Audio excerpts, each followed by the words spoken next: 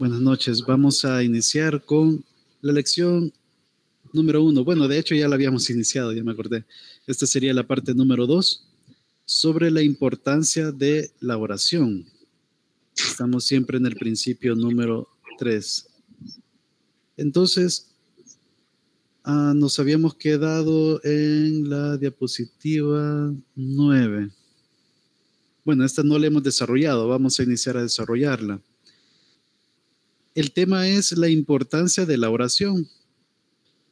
Entonces, este principio de la oración es sumamente importante y el subtema que vamos a estar desarrollando ahorita es las actitudes correctas de oración.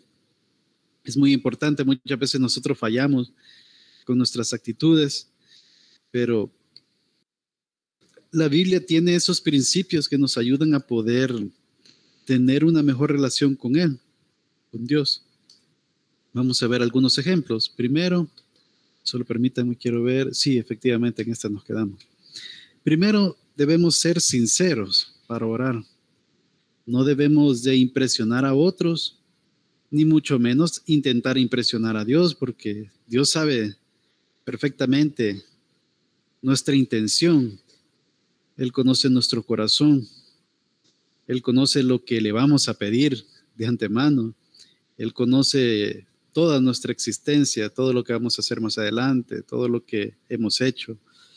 Entonces, no deberíamos nosotros querer tratar de impresionarlo con palabras rebuscadas, o si estamos en una congregación o en un grupo pequeño y estamos orando, no deberíamos intentar impresionar a los otros, sino que debemos ser lo más sincero posible, y eso es un principio pues que lo vamos a leer en Mateo capítulo 6, versículos del 5 al 8. Dice: y cuando ores, no seas como los hipócritas. Aquí la palabra es bastante fuerte, la que está usando el Señor Jesús, pero básicamente la palabra, la definición, yo la busqué en el diccionario, un diccionario bíblico, que dice que es una persona que sus dichos no van en consonancia con sus acciones. Ahora, si lo vemos desde ese punto de vista, pues todos hemos caído en eso más de alguna vez, ¿verdad? En toda nuestra vida.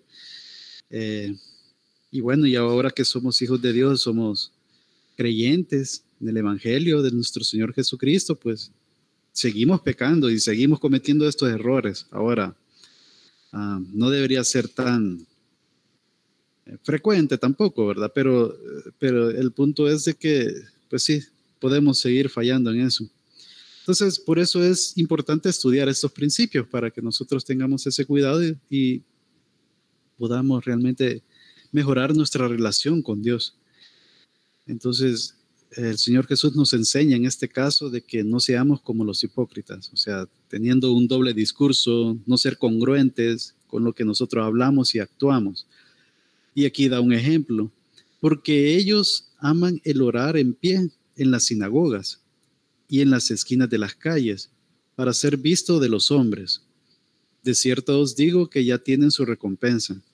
Esa era como una práctica generalmente de los fariseos, de las personas muy religiosas en ese tiempo, pero religiosas en un mal sentido, ¿verdad? Personas que tal vez solo tenían cierta apariencia de piedad, pero en sus acciones, sus frutos no hablaban de por sí, ¿verdad?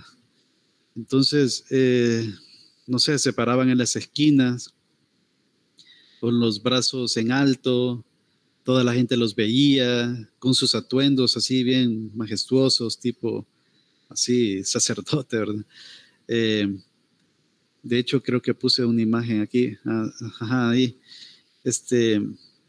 alzaban sus manos, y bueno, y la gente lo ve y se impresiona, ¿verdad? Una persona muy espiritual, muy devota a Dios. Otras personas pueden pensar que no, ¿verdad? Que tal vez está haciendo un show, que tal vez dicen yo lo conozco y lo que está haciendo, o acaba de hacer X cosa y está en esa, ¿verdad? Puede ser muchas cosas, pero al fin y al cabo lo importante es el corazón, la actitud, la intención que tiene esa persona. Porque algo es cierto, que hay diferentes tipos de personas. Hay personas que son más extrovertidas y puede que, no sé, se exprese más con movimientos físicos, con ese tipo de emociones, ¿verdad? De expresarse de una forma más extrovertida que otros. Hay otras personas, yo me incluyo, soy un poco introvertido, entonces no suelo hacer ese tipo de cosas y bueno, y ahí es cuestión de personalidad de cada quien, ¿verdad? Pero vamos a eso, de la intención, ¿cuál es la intención de hacer ese tipo de cosas, independientemente de qué personalidad tengamos? Versículo 6 dice, mas tú cuando ores, entra a tu aposento, o sea, como tu cuarto, un lugar privado, un lugar en donde podamos estar a solas. De hecho dice, y cerrada la puerta, o sea, confirma eso, que debe ser en una situación privada, en un lugar donde nosotros estemos eh, concentrados, a gusto y dedicado a ese momento de oración. Continúa diciendo, ora a tu Padre que está en secreto. Nosotros sabemos que Dios es omnipresente, es un Dios cercano, así como también está en los cielos. Entonces, bueno, atributos de Dios, perfecciones de Dios, lo vamos a ver en unas lecciones más adelante, pero básicamente Él está en todas partes. Y cuando nosotros estamos en lo secreto, a solas, por así decirlo, con Él, es mucho mejor porque podemos concentrarnos mejor, podemos tener o ser más sinceros con Él y pues tener una mejor comunión en términos generales. Buenas noches, hermana Rebeca, bienvenida. Buenas noches, hermano, gracias. Ok. Entonces, sí, debemos de tener ese tipo de actitud al orar, de estar a solas con el Señor y en lo secreto, y aquí hay una recompensa, y tu Padre que ve en lo secreto te recompensará en público. O sea, es totalmente opuesto a lo que hacen estas personas, generalmente fariseos, se dice, saduceos, de que se ponían en las esquinas para ser visto de todos. Y dice, ciertos digo que ya tienen su recompensa. Efectivamente, la gente los mira y pues tienen su fama aquí en la tierra, por así decirlo. No de todos, ¿verdad? Pero sí mucha gente los mira como personajes muy espirituales. Pero ahí queda, ¿verdad? De hecho, muchas veces, y eso lo podemos ver en la parábola que dio el Señor Jesús del fariseo y el publicano, de que muchas veces ellos oran para sí mismos. O sea que a pesar de que mencionan a Dios en su oración, pues al fin y al cabo, perdón, es como un soliloquio que están haciendo, o sea, hablando con, pues sí, hablando consigo mismo, básicamente. Entonces, bueno, continúa el versículo 7, y orando, no uséis vanas repeticiones como los gentiles, que piensan que por su palabrería serán oídos. Aquí, pues cuando se refiere a gentiles, recordemos que el destinatario de este Evangelio de Mateo es normalmente a una comunidad o tiene un enfoque más como judío. Por eso es que vemos bastante relación, muchas citas, muchas referencias del Antiguo Testamento. De hecho, es el eslabón perfecto que Mateo haya sido el primer evangelio que se puso en el Nuevo Testamento, porque hace como ese vínculo entre el Antiguo y el Nuevo, con todas esas profecías o referencias que se hacen del Antiguo Testamento. Pero entonces cuando se refiere a gentiles, aquí sí se está refiriendo a personas paganas, a personas que no son creyentes. Además que en ese momento, pues, el Señor vino a los suyos, primero vino a su pueblo, por así decirlo, de su linaje, ¿verdad? Al pueblo de Israel, pues a los suyos vino, pero los suyos no le recibieron, ¿verdad? Era porque así estaba en las profecías, ¿verdad? Obviamente más adelante sabemos de que esa pared intermedia fue derribada, el redil de ovejas pues se hizo más amplio, entramos nosotros para hacer un solo redil y que hubiera un solo pastor, y todo eso pues está bien definido, bien explicado en el Nuevo Testamento. Pero en esta parte, pues, gentiles, entendamos que por medio de su contexto entendamos que se refiere a los paganos, ¿verdad? Entonces, en ese tiempo, e inclusive hoy en día también se da eso, había muchas religiones en donde había mucha repetición, repetición. Generalmente usaban algún tipo de tambor o algún tipo de ritmo repetitivo y usaban la misma palabra. Por ahí había, no sé si los que practican, ¿cómo se llama esta cosa? Se me ha escapado, pero que dicen om, y así, o otras personas, otras religiones, otras sectas que repiten las mismas palabras, pensando que de esa forma, pues, su Dios, por así decirlo, pues va a estar atento a su oído. O inclusive habían otro tipo de religiones o sectas que consideran de que Dios se alimenta de esa forma por medio de esa adoración. Es como un alimento de Él. Pero realmente, y vamos a ver un pasaje más adelante, Dios no es que nos necesite, pues, no es que necesite nuestra adoración. Nosotros necesitamos adorarle. Nosotros realmente necesitamos de Él. Pero igual ya vamos a llegar a eso. Aquí el punto es de que no debemos de usar esas vanas repeticiones. Ahora, ¿qué es una vana repetición? Porque también en la iglesia tradicional, pues ahí se puede, porque ellos usan bastante el rezo, ¿verdad? Repetir un montón de cosas, o inclusive el Padre Nuestro se repite muchas veces de forma automática. Y nosotros caemos en eso muchas veces también. A veces tenemos oraciones muy estructuradas, muy repetitivas, o sea, que las hacemos continuamente, pedimos por lo mismo, usamos las mismas palabras y entonces podemos llegar nosotros a caer en eso. No estamos exentos, pues. De hecho, muchas veces caemos también. Pero ahora, ¿qué es una vana repetición? Se puede decir de que, no sé, o sea, es una línea bien delgada el definir qué es una vana repetición o no, ¿verdad? Porque ¿qué es lo que hace vana? Eso que sea repetitivo. Se dice, pues, como argumento, ¿verdad? De que es de que no se sienta, que la intención sea solo por, no sé, hacerlo mecánico, no sé, algo así, ¿verdad? Pero no, yo siento que es una línea muy delgada. Entonces, si la palabra nos dice que no usemos las repeticiones, ¿por qué? Porque esas repeticiones vuelven vana prácticamente la oración. Entonces es mejor evitar, ¿verdad? Hacer ese tipo de repeticiones. Bien, entonces dice en el versículo 8, no os hagáis pues semejantes a ellos, porque vuestro Padre sabe de qué cosas tenéis necesidad antes que vosotros le pidáis. Y eso es parte del misterio de la oración, ¿verdad? De que si Dios sabe lo que yo necesito, Dios sabe lo que le voy a pedir. Si Dios es soberano, omnipotente, todo lo ha decretado, determinado, todo está en su designio, entonces, ¿por qué es necesario que oremos? Bueno, ahí hay un par de respuestas que se pueden dar al respecto. Primero, porque la misma Biblia nos dice que lo hagamos. Hay un pasaje más adelante, lo vamos a ver, que dice, orad sin cesar. Entonces, el mismo Dios nos está pidiendo que oremos y tengamos una relación con Él. Otra razón es de que Dios determina tanto los resultados como los medios para lograr esos resultados. Algo así pasa con el evangelio, con evangelizar.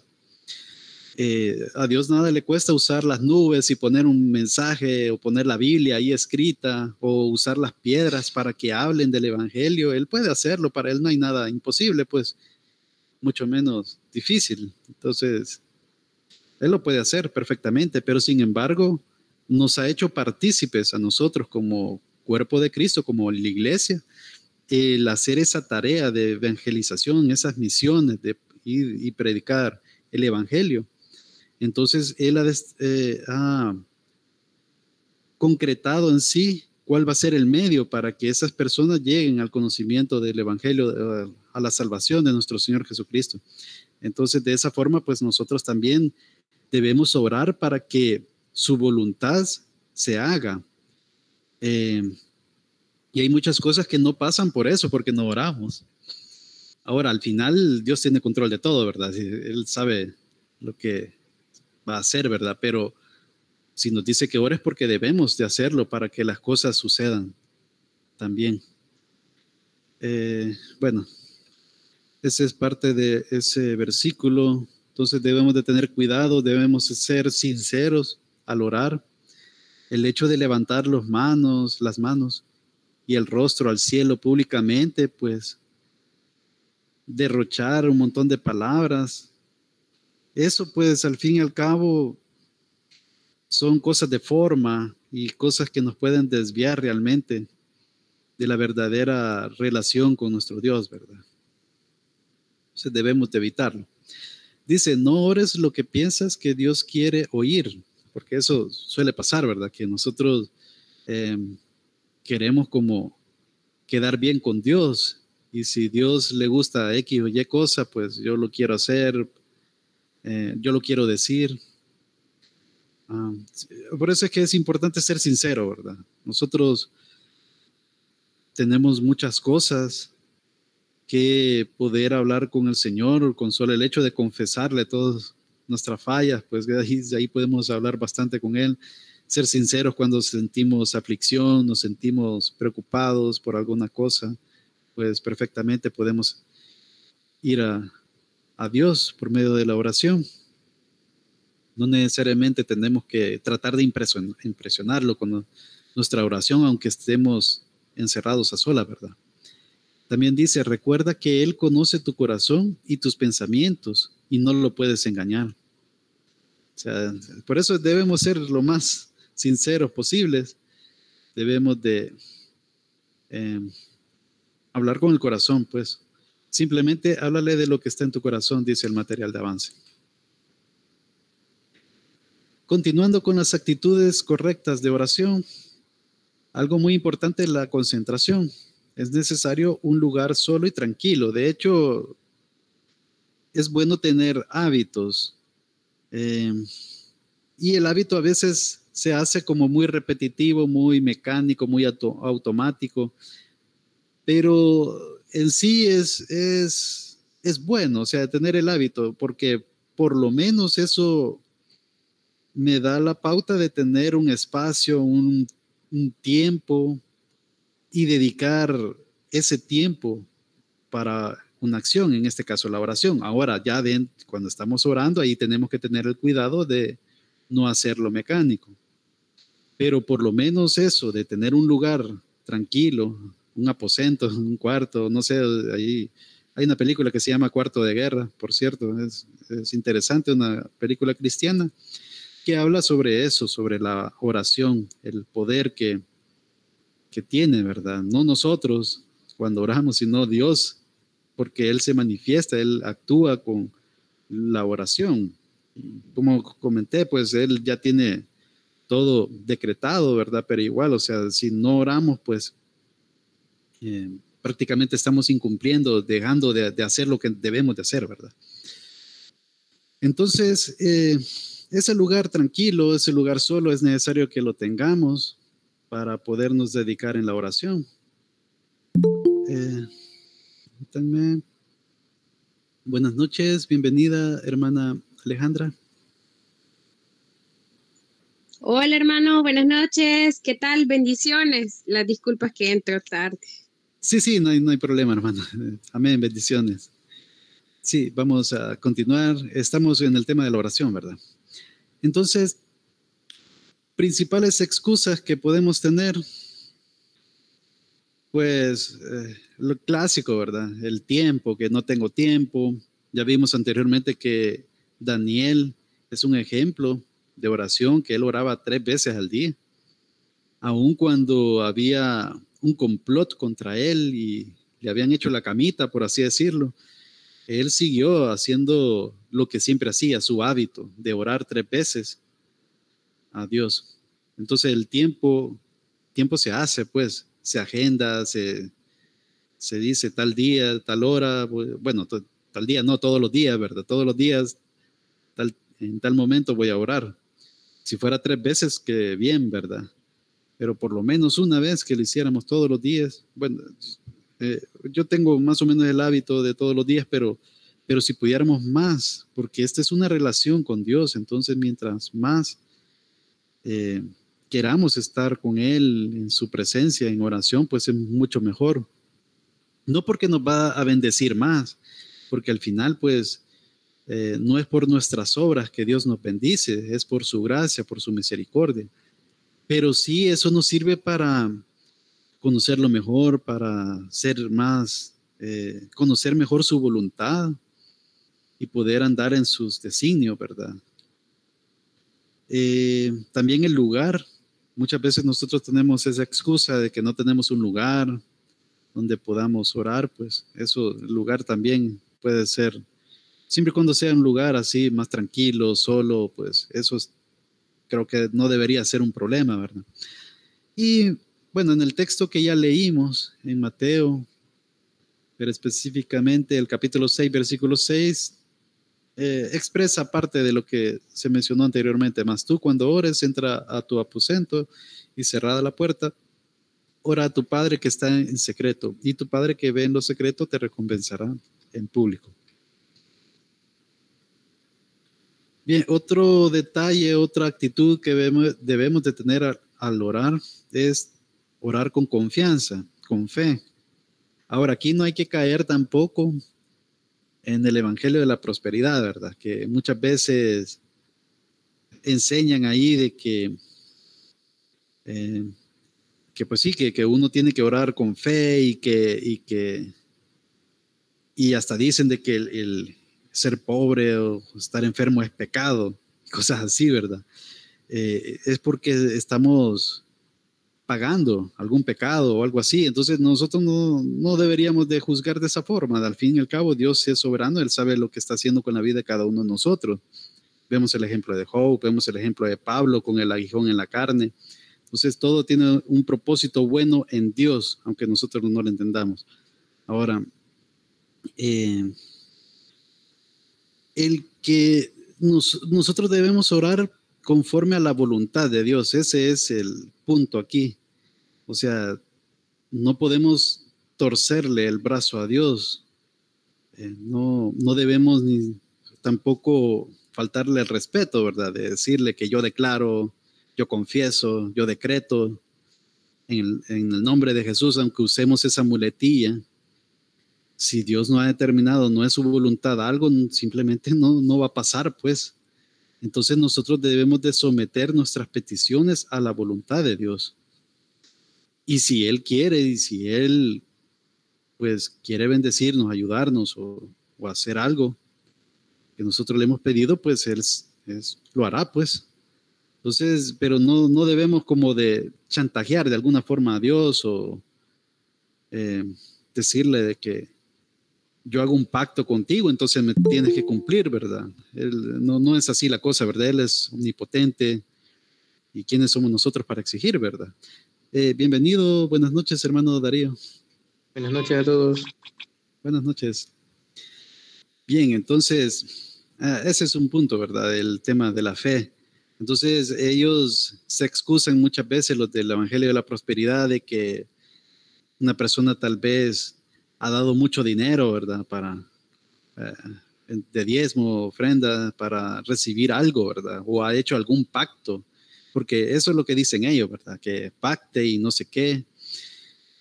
Pero ¿qué pasa si no se sana o no le pasa las cosas que ha pedido? La excusa de siempre es de, bueno, entonces usted no ha orado con fe. Sí, ahí ese es el comodín de ello, ¿verdad? Que no ha sido culpa del ministro, no ha sido culpa del pacto en sí, sino que no ha orado con fe. Entonces no es así la cosa, ¿verdad? Nosotros debemos de orar conforme a la voluntad de Dios. El mismo Señor Jesús también nos lo enseñó porque Él oró al Señor y le dijo de que si fuera posible que pasara de Él esa copa, o sea, la pasión de Cristo, ¿verdad? El sufrimiento que iba a pasar. Pero Dios le le confirmó de que no, que tenía que pasar por todo eso. Entonces, si el Señor Jesús, siendo la segunda persona de la Trinidad, le pide a Dios que no se haga conforme a lo que Él quiere, sino conforme a su voluntad, cuánto más nosotros deberíamos de pedir las cosas conforme a su voluntad. Pero bueno, debemos conversar con Dios y revelar lo que está en nuestro corazón como un amigo íntimo. Eso ya lo habíamos mencionado anteriormente, que debemos de acercarnos con confianza, sabiendo de que Él es fiel y justo, puede serle bueno. Dios es amor, otra perfección de Dios, otro atributo de Dios. Y pues Dios es bueno. La oración no está limitada a posturas religiosas convencionales. Hay algunos tipos de denominaciones en donde obligan a las personas que van a orar únicamente de rodillas, por ejemplo, o van a orar con las manos levantadas, o van a orar de pie, o inclusive con los ojos cerrados. Ese es un punto interesante. Creo que hay un mensaje por aquí. Hermano Oscar, le pido permiso, me retiraré de la clase. Sí, de acuerdo, no hay problema, hermana Yolanda, sí, de acuerdo. Muchas gracias, buenas noches a todos. Buenas noches, hermana. Bien, entonces, sí, la postura religiosa es un tema de que no hay que tomarlo tan tajantemente. Obviamente el orar de rodillas demuestra más reverencia, más respeto, es una postura de adoración definitivamente a Dios. Pero si lo hacemos acostado, parado, con los ojos abiertos, los ojos cerrados, pues al fin y al cabo es un tema de actitud, ¿verdad? No está restringido a un lugar tampoco. O sea, solo porque no tengo un aposento ahorita para poder orar, no significa que no vaya a orar, ¿verdad? No, si tengo la necesidad, si quiero orarle a Dios, pues yo lo puedo hacer en cualquier parte. No está amarrado a un lugar específico. Vamos a leer 1 Timoteo, capítulo 2, versículo 8, que dice: quiero pues que los hombres oren en todo lugar, levantando manos santas, sin ira ni contienda. Ahí dice claramente que debemos de orar en todo lugar, que podemos orar en todo lugar. Y pues ahí hay una postura, ¿verdad? Levantando las manos santas no significa que así tenemos que orar siempre. Y bueno, sin ira y contienda, ¿verdad? Sin contienda.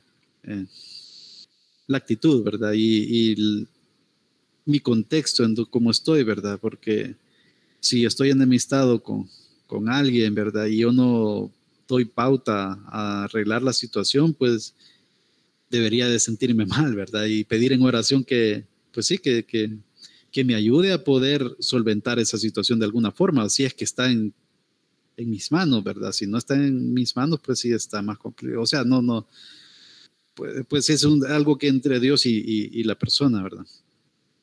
Pero bueno, no está restringido a algún lugar.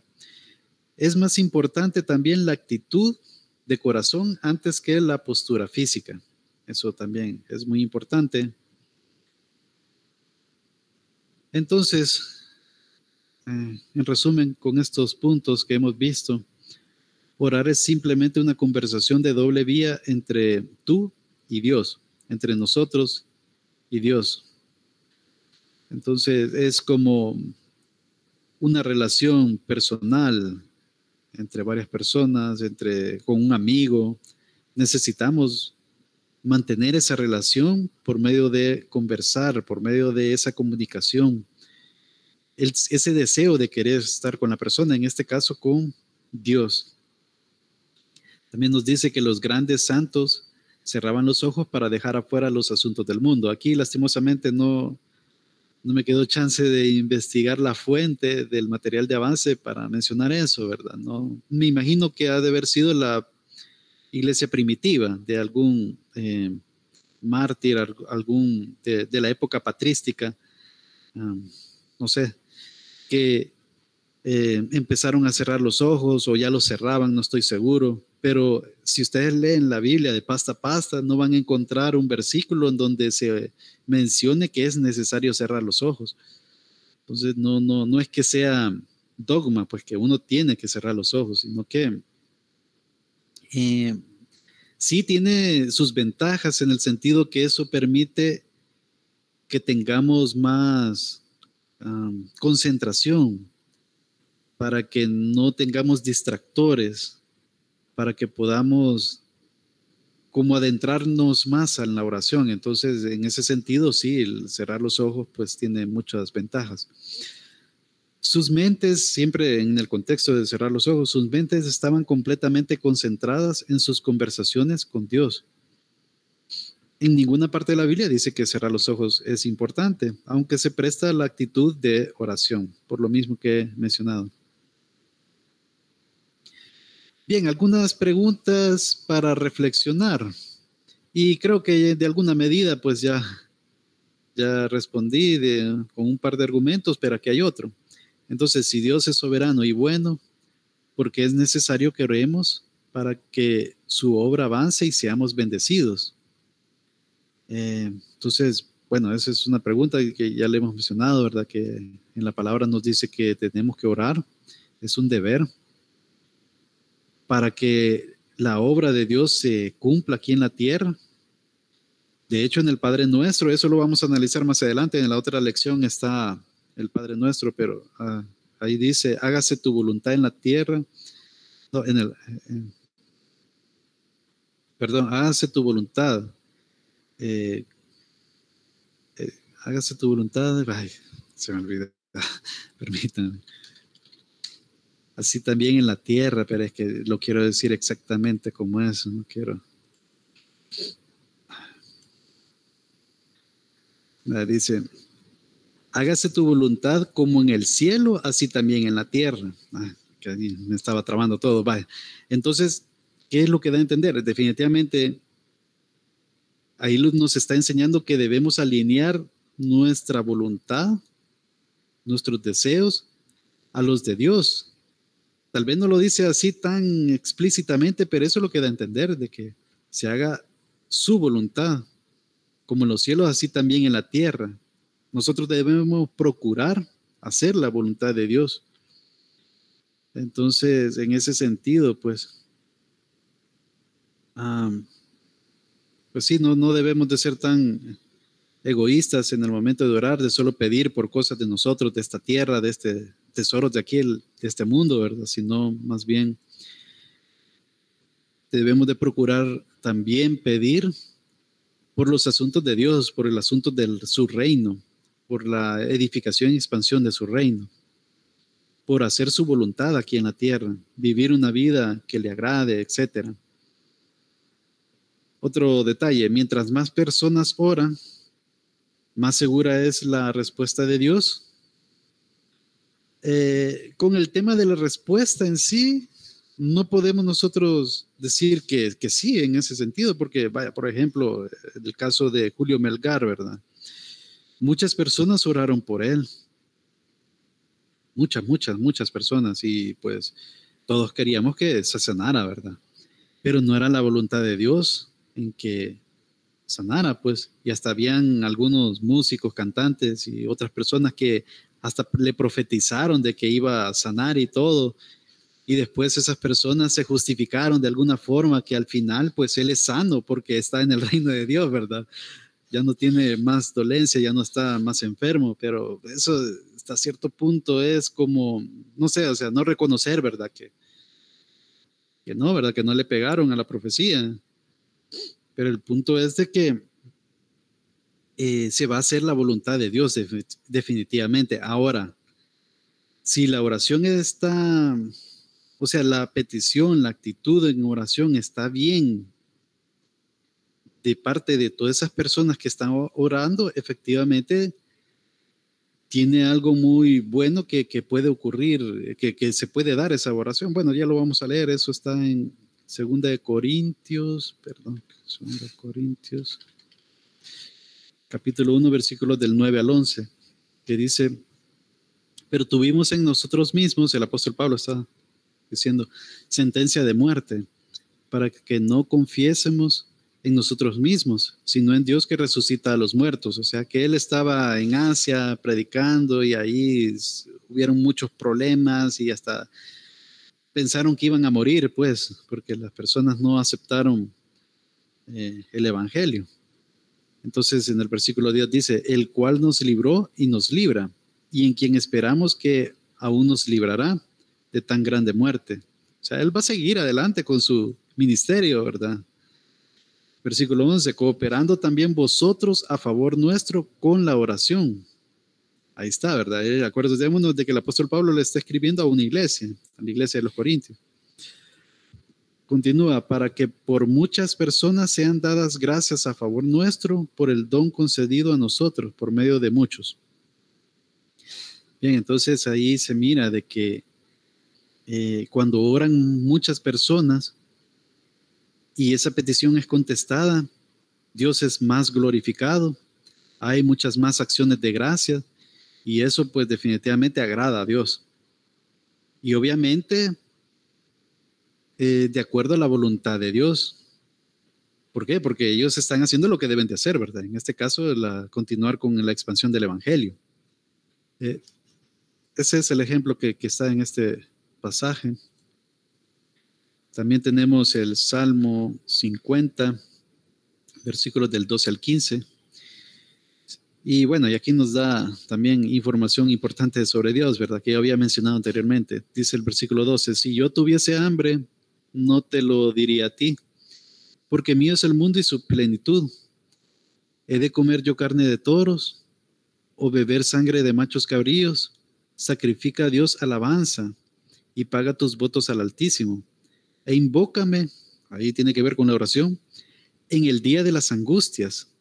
Te libraré y tú me honrarás. Nuevamente, la gloria de Dios. Nosotros debemos efectivamente pedirle a Dios. Y si nosotros nos acordamos de Dios en esos momentos malos, obviamente también en los buenos, ¿verdad? Pero en esos momentos malos, si nosotros lo buscamos y tenemos buena actitud y todo, ¿verdad? O sea, Él muy probablemente va a librarnos de esa situación. Y tenemos que dar gracias por eso. Tenemos que darle la gloria a Él, agradecerle a Él. También en Colosenses, capítulo 4, versículos del 2 al 4, dice, perseverad en la oración, velando en ella con acción de gracias, orando también al mismo tiempo por nosotros, para que el Señor nos abra puerta para la palabra, a fin de dar a conocer el misterio de Cristo, por el cual también estoy preso, para que lo manifieste como debo hablarlo. Entonces, ahí el apóstol Pablo está pidiendo a los hermanos, a la iglesia de Colosas, de los colosenses, que oren por su ministerio, para que él pueda hablar lo que tiene que hablar de la palabra de Dios, pues, para que él pueda hacer su ministerio de la mejor manera. Y pues, por medio de la oración, perseverando en la oración. Entonces vemos que esas oraciones agradan a Dios, esas oraciones son efectivas de acuerdo a la voluntad de Dios. Entonces, también había aquí unos pasajes que no los mencioné, solo quiero ver el punto aquí, permítanme.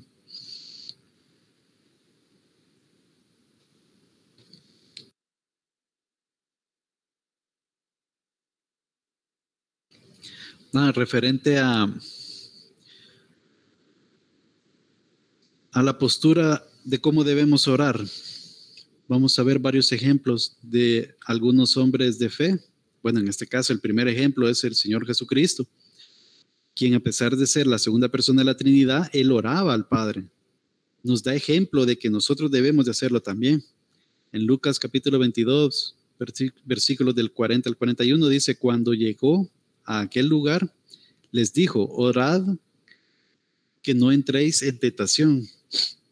Y él se apartó de ellos a distancia como de un tiro de piedra, y puesto de rodillas, oró. El Señor Jesucristo en este caso oró de rodillas. Nos da ese ejemplo, o sea, como les mencioné, de rodillas pues es muy reverente, muy de adoración, muy como para Dios. Excelente, ¿verdad? Pero igual, o sea, no es que sea obligatorio hacerlo de esa forma. Ya vamos a ver otros textos bíblicos. En Hechos capítulo 20, versículo 36, también se menciona de rodillas. Dice, cuando hubo dicho estas cosas, se puso de rodillas y oró con todos ellos. En 2 de Samuel, capítulo 7, y aquí voy a cambiar la versión porque estoy en Reina Valera. Porque Reina Valera lo traduce de una forma, pero si entramos y si lo ponemos, quiero ver, siempre en Reina Valera, solo que la versión actualizada, quiero ver, permítanme, la revisión Reina Valera actualizada 2015. Les quiero mostrar un detalle. Samuel. Aquí nos dice, entonces entró el rey David, es 2 de Samuel, capítulo 7, versículo 18. Entonces entró el rey David, se sentó delante del Señor y dijo, oh Señor Dios, ¿quién soy yo y qué es mi casa para que me hayas traído hasta aquí? El contexto es sobre el pacto davídico, ¿verdad? Él muy probablemente llegó hasta donde estaba el arca del pacto y se sentó delante del Señor. Entonces no estaba de rodillas, no estaba de pie, sentado, empezó a hablar con Dios. Vamos a cambiar nuevamente la versión Reina Valera.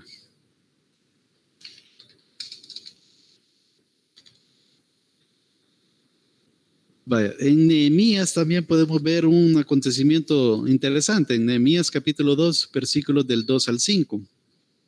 Dice, me dijo el rey. Bueno, el contexto es Nehemías es el copero del rey. Y el rey, ¿cómo se llamaba este rey? Permítanme que ese detalle, no me acuerdo si era, yo creo que era Ciro, pero, ¿hola? ¿Hola? Parece que era Artajerjes. Correcto, sí, en el versículo 1 dice, el rey Artajerjes. Gracias, hermana. Excelente. Bien, entonces él era copero del rey y, bueno, sabía la situación que estaba en Jerusalén, que estaba quemada por casi toda la ciudad y bueno, un gran problema, los muros estaban mal y todo. Entonces, en ese contexto, él tenía esa carga. Y en el versículo 2 dice, me dijo el rey, ¿por qué está triste tu rostro? Él estaba frente al rey. De hecho, el ser copero del rey era un puesto sencillo hasta cierto punto, ¿verdad? No había mayor ciencia, pero era de mucha confianza. No cualquiera podía ser copero del rey porque la función de él, aparte de llevarle la copa de vino o lo que sea, era asegurarse de que no estuviera envenenado. Entonces generalmente tomaba, ¿verdad? No sé si con una cuchara o con qué, y así se descartaba de que tuviera algún veneno o algo. Y él se aseguraba de que, o sea, todo el proceso, ¿verdad? Desde donde estaba el origen del vino o la bebida hasta llegar a su destino, ¿verdad? O sea, era un mecanismo de seguridad hasta cierto punto. Era una persona de mucha confianza y que estaba muy cerca del rey. Entonces el rey lo vio y dice, ¿por qué está triste tu rostro? Pues no estás enfermo, o sea, no tenía una apariencia así demacrada o algo. No es esto sino quebranto de corazón, dice. Entonces, dice Nehemías, temí en gran manera y dije al rey, para siempre viva el rey. ¿Cómo no estará triste mi rostro cuando la ciudad, casa de los sepulcros de mis padres, está desierta y sus puertas consumidas por el fuego? Me dijo el rey, ¿qué cosa pides? Y aquí es a este el punto que quería llegar. Entonces oré al Dios de los cielos y dije al rey, si le place al rey y tu siervo ha hallado gracia delante de ti, envíame a Judá, a la ciudad de los sepulcros de mis padres y la reedificaré. Bien, ahí podemos ver que el profeta Nehemías, bueno, Nehemías, ora a Dios en un lapso de tiempo muy corto, porque está delante del rey y el rey le hace una pregunta directa, ¿qué cosa pides? O sea, él no tenía tiempo para decirle, permítame un momento, me voy a mi aposento, voy a orar de rodillas, con la puerta cerrada, por media hora, ¿verdad? O sea, no, o sea, este momento no era así, ¿verdad? Sino que era una fracción de segundos. Entonces, oró a Dios para que su petición pueda ser, pues sí, o sea, pueda ser efectiva, de que el rey le permita ir a Jerusalén a reedificar. O sea, fue un momento, un chispazo, ¿verdad? Un abrir y cerrar de ojos en donde él hizo la petición, oró a Dios y luego le dijo bueno, para que le diera gracia delante del rey. Y el rey escuchó y pues le dio el permiso y todo, y hasta estaba a la par la reina, ¿verdad? Y no sé, y a pesar de eso, pues y todo salió bien, ¿verdad?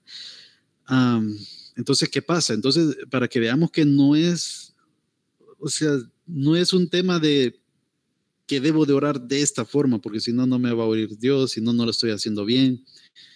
Es un tema de actitud, es un tema de, bueno, de la intención que tengo en el corazón, ¿verdad? Entonces debemos de ser así como Nehemías también cuando vamos a hacer algún examen, cuando vamos a ir al médico y recibir alguna noticia o cualquier cosa que nos pase así muy importante o si es posible en todo momento, pues así como dice en 1 Tesalonicenses que dice orad sin cesar.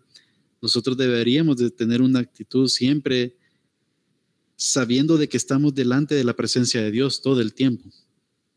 Entonces, por ende, nosotros deberíamos de pensar y meditar en ello, ¿verdad? Que podemos orar en cualquier momento a Él.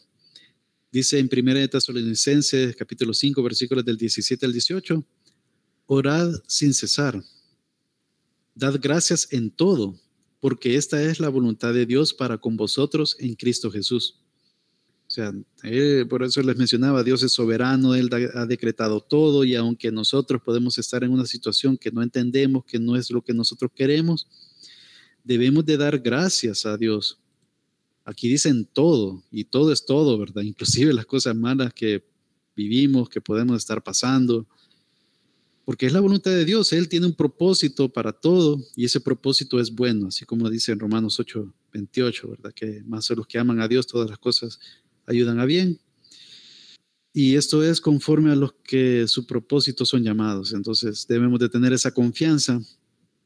Y en eso consiste prácticamente la fe, en tener esa confianza de que Dios sabe lo que está haciendo, pues. Y debemos de tener la mirada puesta en Él. Bien,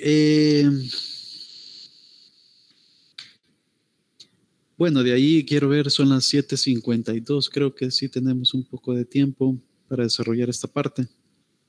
La parábola del fariseo y el publicano. Eso está en el Evangelio según Lucas, capítulo 18, versículos del 9 al 14.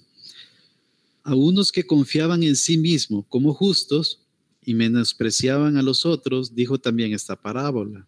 El Señor Jesucristo está hablando de eso. O sea, personas que creen que por su justicia, que consideran que no son pecadores, pues personas que se creen mejor que los demás y que menosprecian a otros que consideran ante sus ojos, ¿verdad? Que son más pecadores, que son personas que no están en su posición, ¿verdad? Que no son como Él.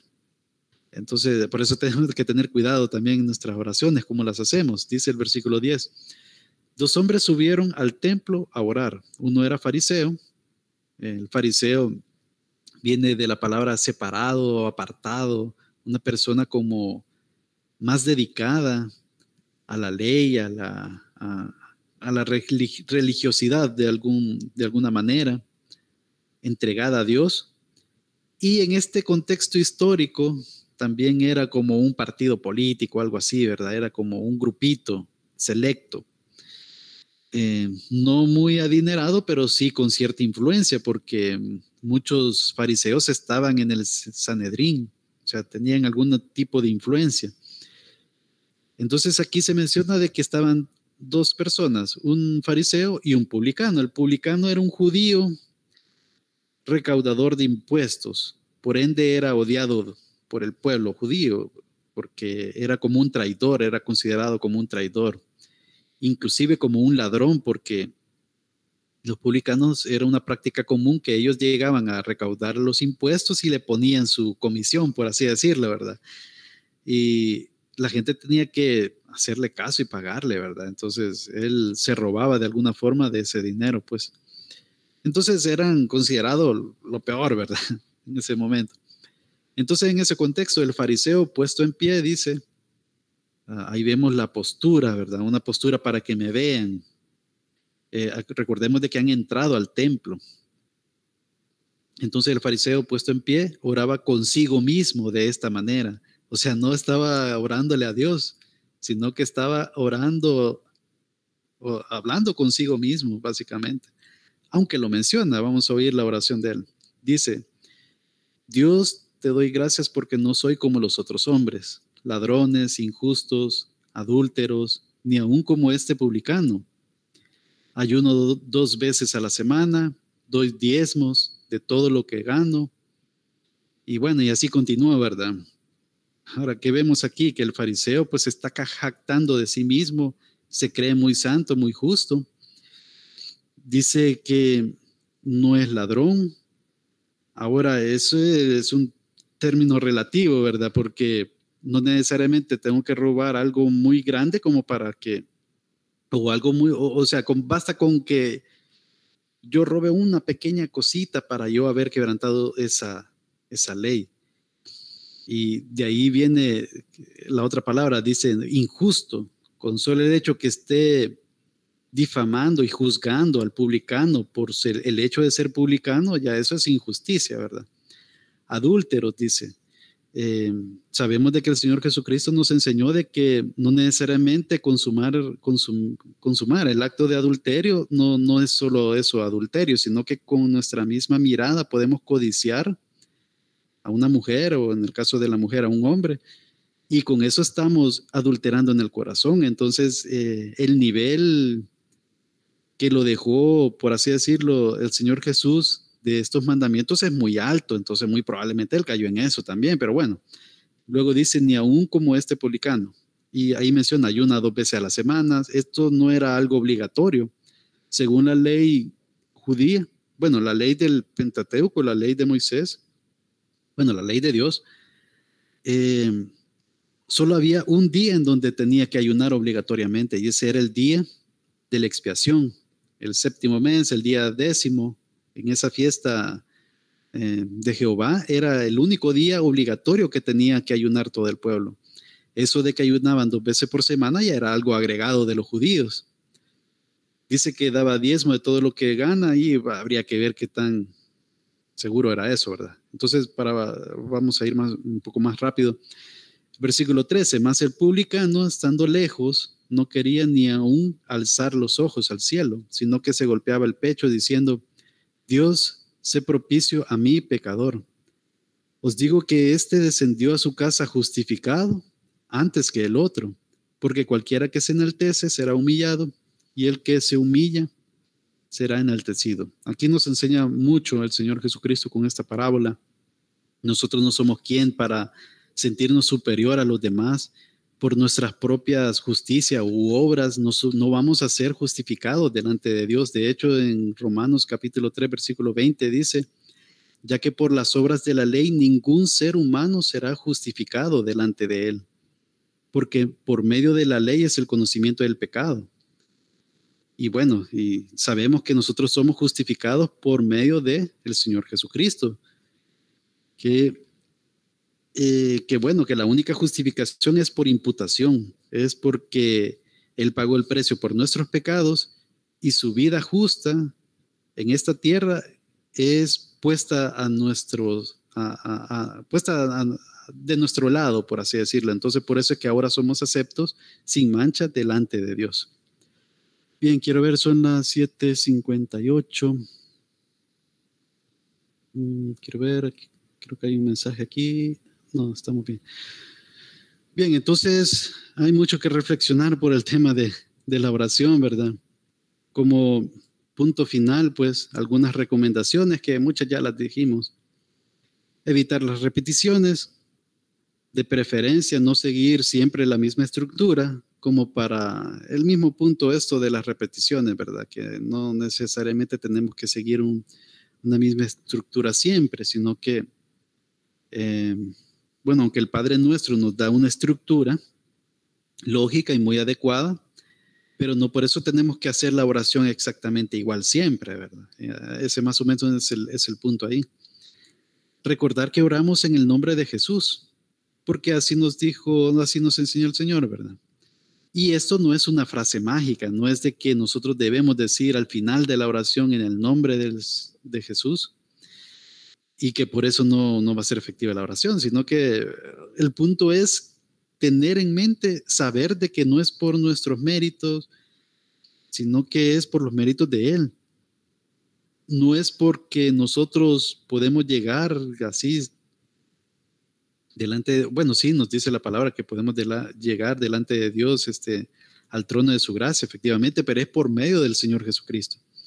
Entonces, solo tenerlo en cuenta, ¿verdad? No usarlo como una muletilla siempre al final de la oración, sino saber a qué se refiere, cuál es el significado de eso. También oramos al Padre. Es normal, bueno, así nos enseñó el Señor Jesucristo en el Padre Nuestro, que debemos orar al Padre. Él también oraba al Padre. Si bien Dios es en 3 personas, Padre, Hijo y Espíritu Santo, no es que nos restrinja de que, o sea, no significa que no podamos orarle al Espíritu Santo o al Señor Jesús, pero si el Señor Jesús nos enseñó de que oráramos al Padre, pues deberíamos hacerlo como Él nos manda, ¿verdad?